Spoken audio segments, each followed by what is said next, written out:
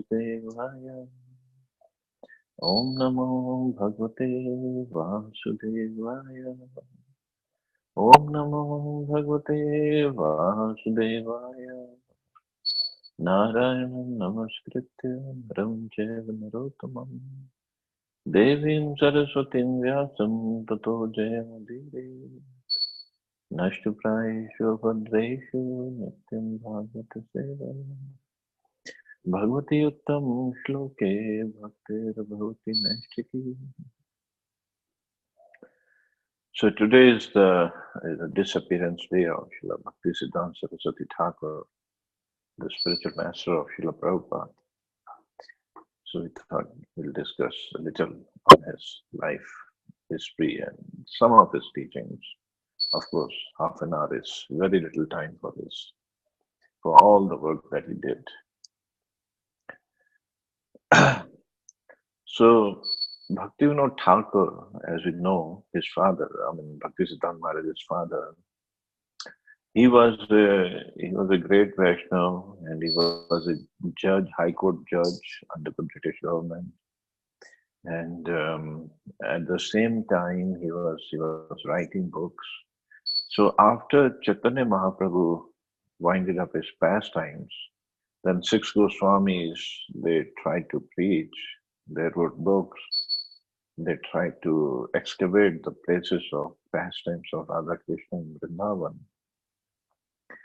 And it's of the 6 Goswamis, mainly Jiva Goswami, he had these 3 disciples, Narottam Das Thakur, Shyamanand Pandit, and Shrivasacharya.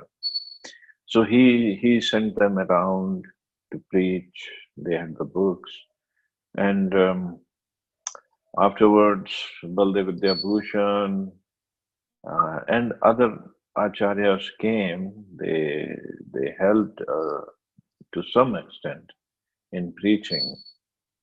But then, by the time Bhaktivinoda Thakur appeared, the real teachings of Chaitanya Mahaprabhu were almost lost, almost gone, because and the sentimentalism had taken over even in Vaishnava societies.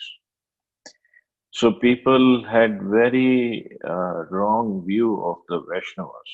That what do they do? Because these sentimentalists, there are 13 groups, there are 13 like categories.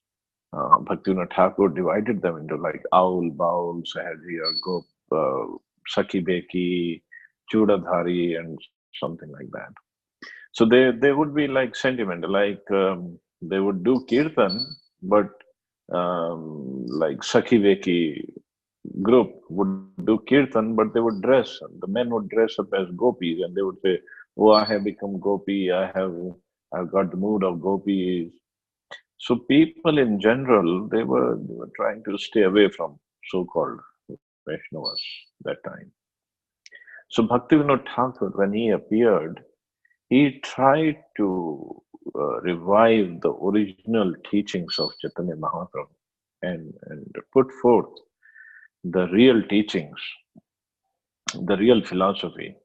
But it was so difficult for him because the books were not readily available. Whatever 6 Goswamis had written, whatever Mahaprabhu had written, or Mahaprabhu didn't write any book, or whatever his teachings were, they were practically lost. It was so difficult to find. In fact, it was said that for him to get a copy of Chaitanya Charitamrita, it took him 2 years to find a bona fide copy of Chaitanya Charitamrita. So while he was posted at Jagannath Puri as a magistrate, he prayed to Lord Jagannath to send a baby, send somebody who can preach vigorously and establish the philosophy of Chaitanya Mahaprabhu. So then it is at February 6th, 1874, when he was in Bhaktivinoda Thakur was in Puri. And this boy, Bimla Prasad, he named him as Bimla Prasad first.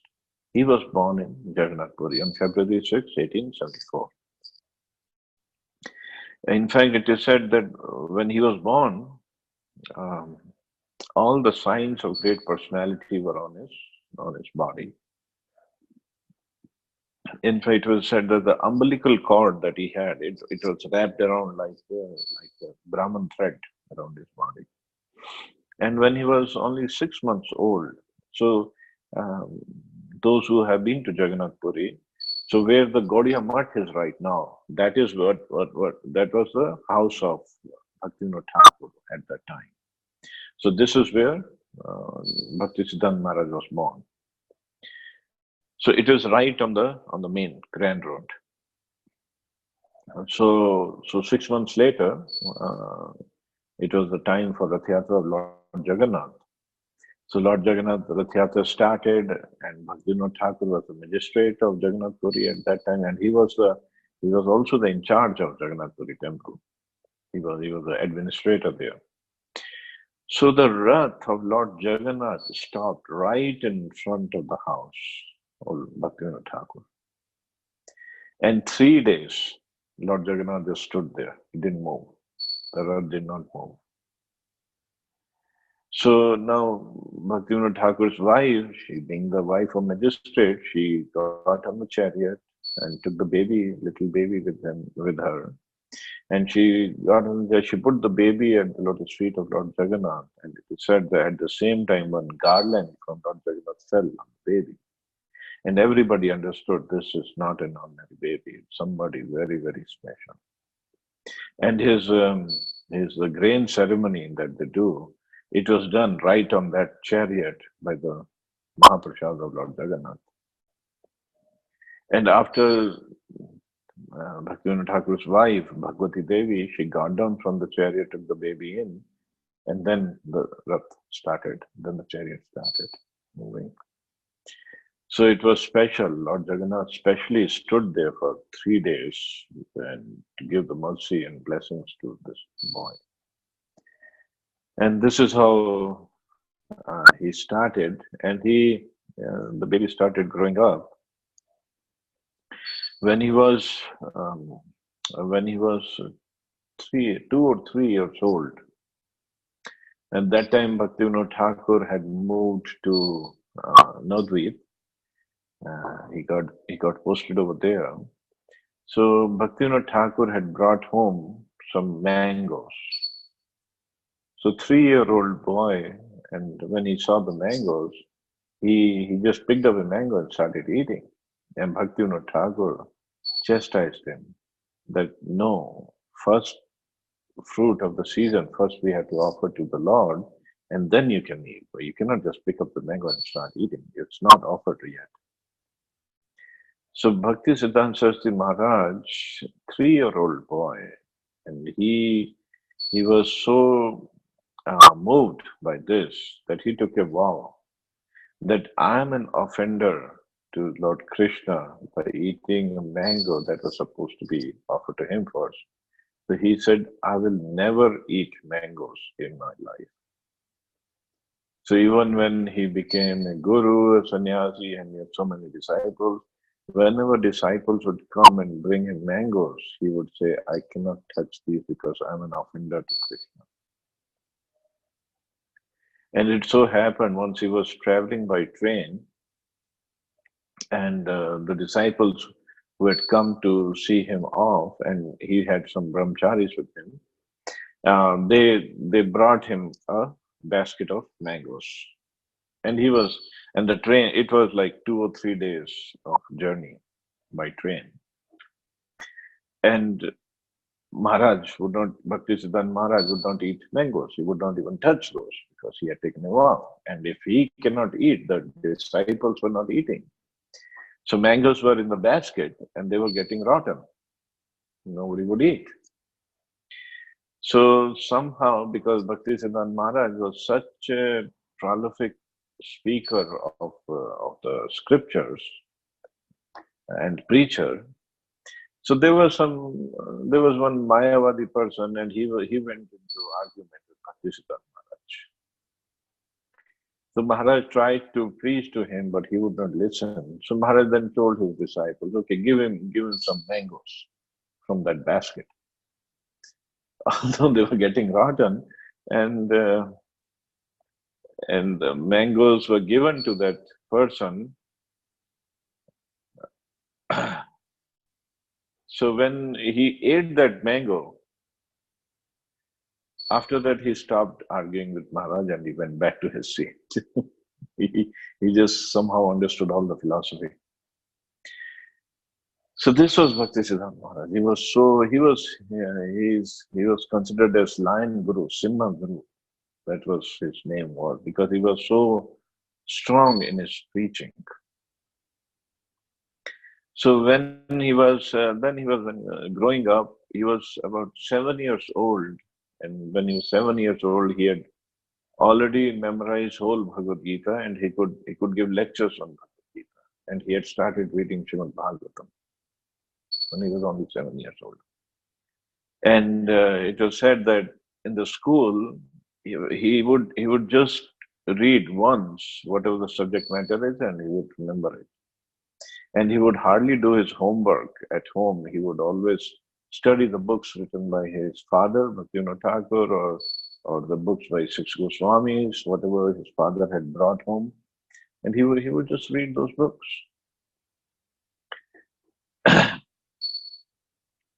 And then he grew up, he went to college. He was such a brilliant student that he was very good in scriptural knowledge. He was a prime student of astronomy. In fact, somebody told me I had to Google search it. The planet Pluto, I think it is Pluto only.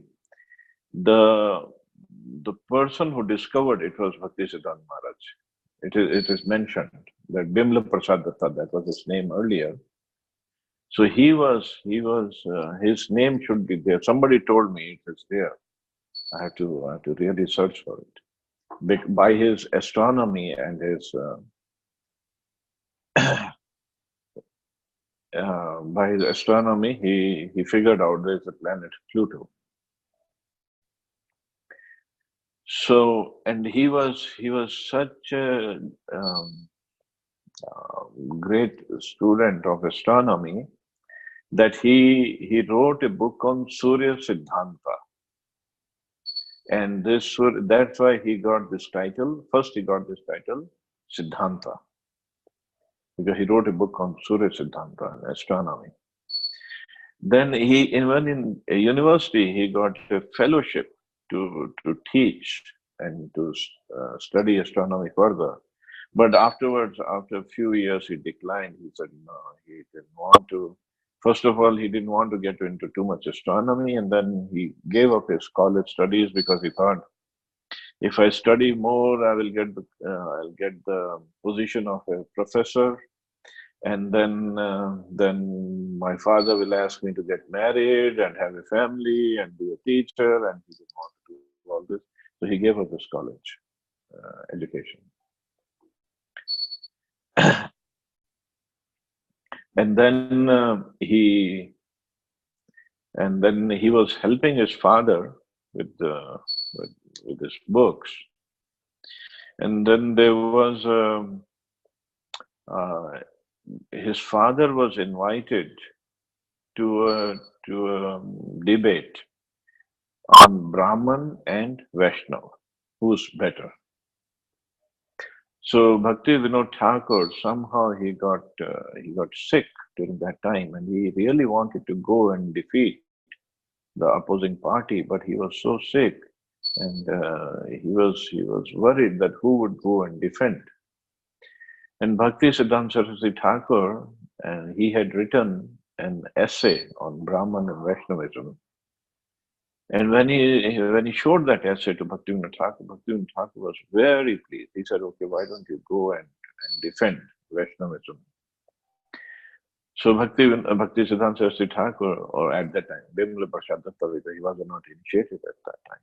He went there, and there was a big assembly of scholars, especially of Brahmins, caste Brahmins.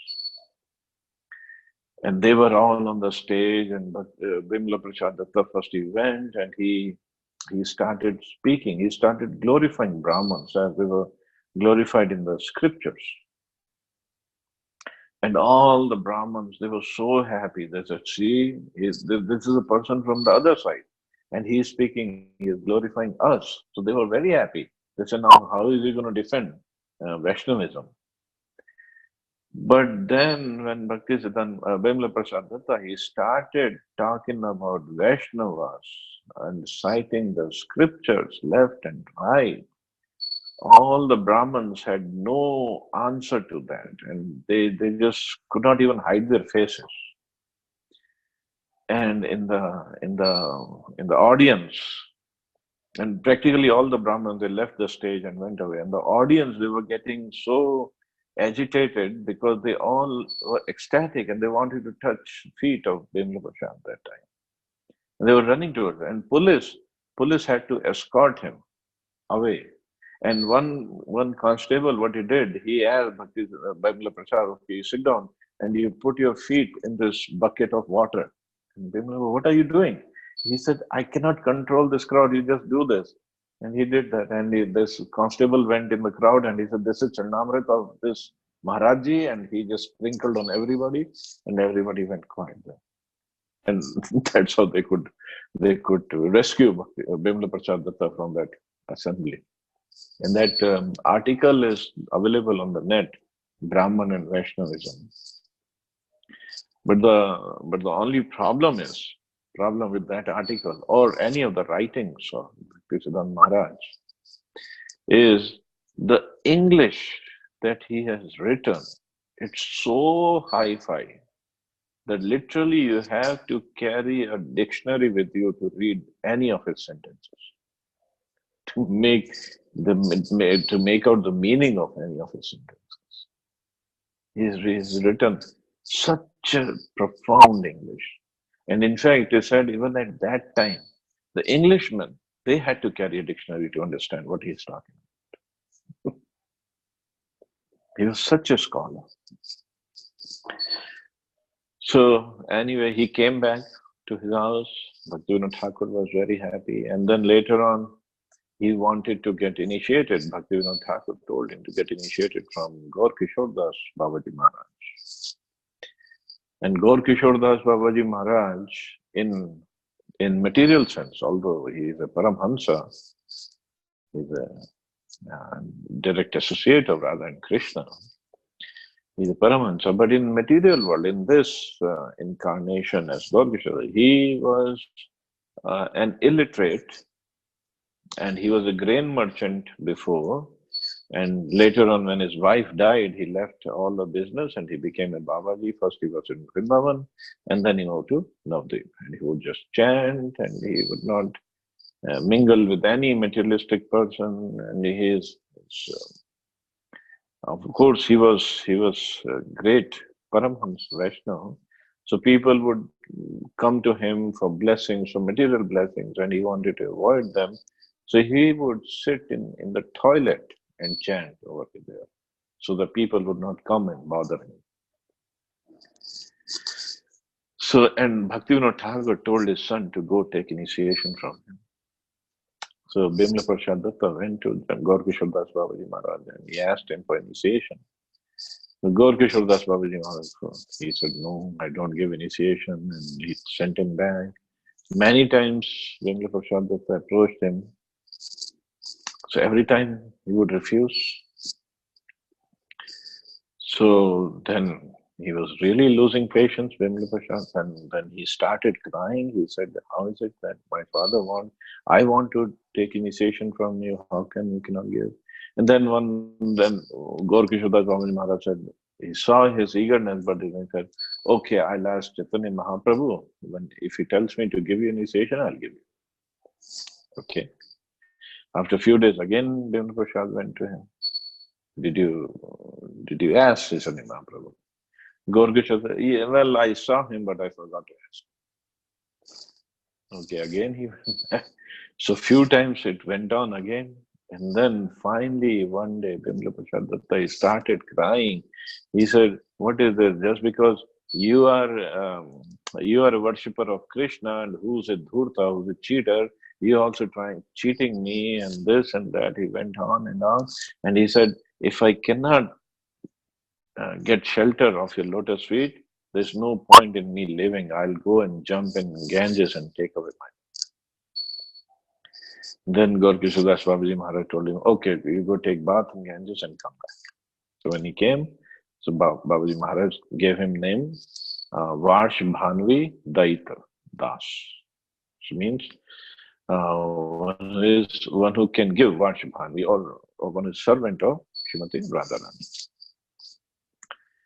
So Bhakti Sidhdhant Saraswati Thakur was such a scholar. Is said that he was like a walking encyclopedia. He had all the knowledge of all the scriptures. And Gaurkishordas Babaji Maharaj was practically illiterate. And he chose Gaurkishordas Babaji Maharaj as his guru. So that is really amazing. And afterwards, after initiation, he was chanting, and he hadn't started preaching yet. So he went to Navdvip, the place where Chaitanya Mahaprabhu at Shrivas Angan used to do his Sankirtan. So between Shrivas Angan and Advaita Acharya's house, there's a small tract of land which is called Vraj Pattanam. Actually, that is considered non-different from Vrindavan.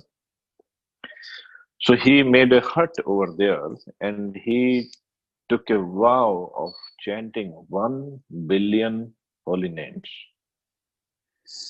So his idea was to chant 192 rounds like Haridas Thakur, so 3 lakh names every day. So his conclusion was it will take him 9 years and every day chanting of 3 lakh names to complete 1 billion holy names. And he fulfilled that vow. 9 years he continuously just chanted. It is said that when the roof of his hut was broken, because he would not get up and repair, he would just take an umbrella if the rain is there, and he would just still and sit down and chant. That's all. So once he finished his vow, then he was given an instruction, and he got realizations also that he should go and preach. Now it's time to preach. But he was worried that how can I preach, because he didn't have money, he didn't have any followers, and he was thinking, I don't even have knowledge. Although he had knowledge, but he was thinking, I don't even have knowledge. How can I preach? But in his dream, Bhaktivinoda Thakur, Gaurkishordas Babaji Maharaj, they all appeared and they told him, you go to Calcutta and preach, and we will help you. We'll make all the arrangements for you. So that's how he started. So he came to Calcutta and he started preaching, and slowly people joined him, and they liked his heavy preaching mood. He was really heavy in his preaching. And people started joining, and in Calcutta, one rich man, very wealthy businessman, Jagat Bandhu Datta, he became his follower, and he was such a rich person. He went to Bhakti Sidhdhant Maharaj, he said, I don't have any family, I don't have any kids, and I have so much of money. Okay, before that, Gaurkishordas Babaji Maharaj had left his body, and Varshmani Daita Das or Bimal Prasad, he took sannyas from the picture of Gaurkishordas Babaji Maharaj. The problem was because Gaurkishordas Babaji Maharaj had only one disciple, Bhakti Sidhdhant Maharaj. There was no other disciple who he could go and take sannyas diksha from. And there was no god brother of Gaurkishordas Babaji Maharaj. So there was nobody.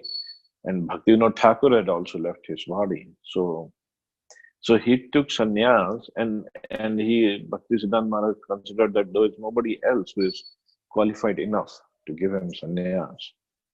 So he just kept the picture of his guru and paid obeisances and did all the ceremonies of sannyas himself, and he took sannyas. So when he became sannyasi, then he started preaching. And in fact, when Gaur Kishore Das Babaji Maharaj left his body in Navadvip, so there was a big commotion in the place. He used to live in a dharamshala and just use a latrine for chanting. So there were so many other sannyasis in that area. They all had their ashrams. So they all wanted to make samadhi of Gaur Kishore Das Babaji Maharaj in their ashram, because they knew if they can get this samadhi made in their ashram, then many people will come to take darshan, to get blessings, and their ashram will prosper materially. That was the idea. So Bhakti Sidhdhant Maharaj, when he heard that, so he came at that spot. And the police was also there, because there was so much of fighting going on between different ashram leaders. And Bhakti Sidhdhant Maharaj said that I am the only disciple of my Guru Maharaj. Nobody else has the right to take his body and make a samadhi. I'll take his body. And they all started fighting with Bhakti Sidhdhant Maharaj. And Bhakti Sidhdhant Maharaj said, okay, whoever is qualified, they can take the body of Gaur Kishore Das Babaji Maharaj. And the constables, police constables, they were getting bewildered. How are we going to find out? So Bhakti Sidhdhant Maharaj said, okay, whoever Babaji is here, whoever hasn't had illicit relationship with a woman in the past 1 year, he can come and touch the body of Maharaj, Gaur Kishore Das Babaji.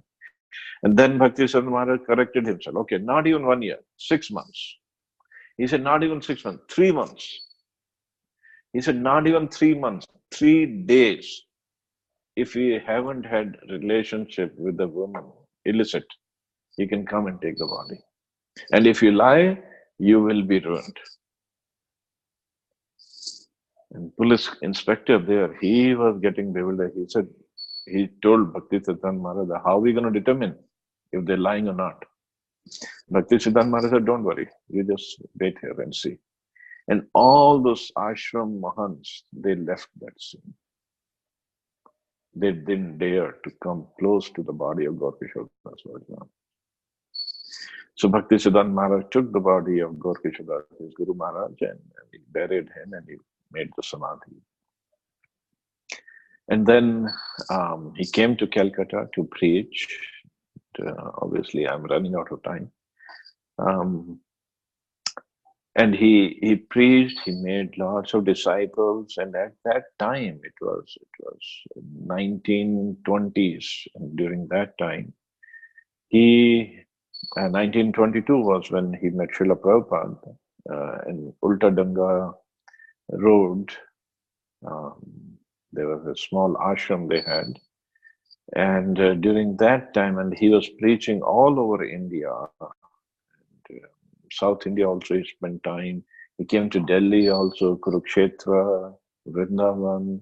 He preached all over. So at that time, he opened 64 temples all over India.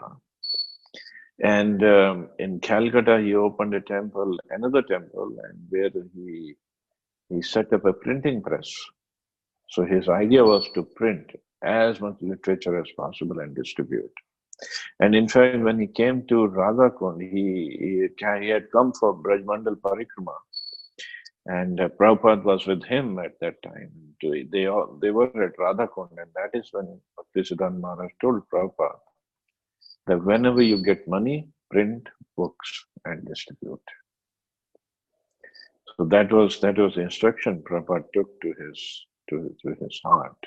And his first instruction of when he met Prabhupada in Calcutta, that you should go and preach the message of Chaitanya Mahaprabhu in English language in the Western countries. So Prabhupada took these two instructions to his heart and he did that. And so this is Bhakti Sidhdhant Maharaj, and he was such a scholar. The people were really afraid of coming and talking to him and or arguing with him on different topics. And in fact, I will post one of his conversations. There was one professor from America, from Ohio State University. He was doing his research on religious studies, and he went to India and he met Bhakti Sidhdhant Maharaj. And when you read the English that Bhakti Sidhdhant Maharaj was using with that professor, even that professor was bewildered. Who is this person? It's amazing the kind of English he was using. And Bhakti Sidhdhant Maharaj was the first sannyasi in the history of mankind, as far as we know. He used to wear shoes. He used to wear stitched clothes because for sannyasis, especially at that time, it was completely forbidden. And he would go in a car. In Calcutta, there would be only 2 or 3 carts, and one of the carts was with Bhakti Sidhdhant Maharaj. Because he wanted to establish that the servant of Krishna is not poor. And he wanted to preach to the classy people also, to the masses also, but mostly to the classy people. And that's why he was using all that in the service of Krishna. In fact, he went to Radhakund in car, and he was very much criticized by all the Babajis there. Bhakti Sidhdhant Maharaj said, you don't understand the meaning of Yukta Vairagya. This is Yukta Vairagya, to use everything in service of Krishna. So he was really a Simha Guru. And at the time, in Calcutta and a couple of other places, he had a doll exhibition, like a museum, not that high tech, but very low tech, to give the message of scriptures to people. And in fact, when he was in Calcutta and he had this doll exhibition, he spent so much of money on that. Subhash Chandra Bose, Annie Besant, and other freedom fighters, they came to his exhibition and told him, you're wasting money doing all this. What about the nationalistic movement? And what about the freedom fight? And Bhakti Sidhdhant Maharaj said, this message is so important and so powerful, it cannot wait for any political scene to change in India. And Subhash Chandra Bose had come to him that, you give me your men, I'm fighting for the freedom for our country. And Bhakti Sidhdhant Maharaj didn't want to argue with him, but he said, oh, see, my men, they are very, very thin and they are not very strong. They're very weak. You need some strong men in your army, so you go take some other men. My men are very weak for you. Because he had a different purpose in his mind, to bring the Krishna consciousness into the general masses, into the heart of general masses. So today is his disappearance day, and we should all pray to him. He's our Paratram Guru. So we should pray to him to give us some mercy, some knowledge, some determination that he had, that we can also preach following his footsteps. Hare Krishna. Any questions or comments?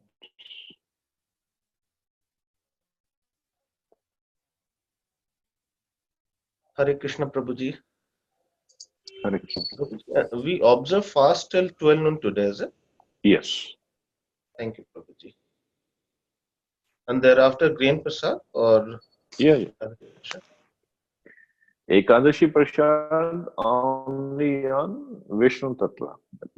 Okay. Thank you, Prabhuji. Okay, so we'll stop here. You all have a wonderful day. Hare Krishna. Thank Jai you Shri so Prabhupada. Hare much. Krishna. It was Hare Krishna.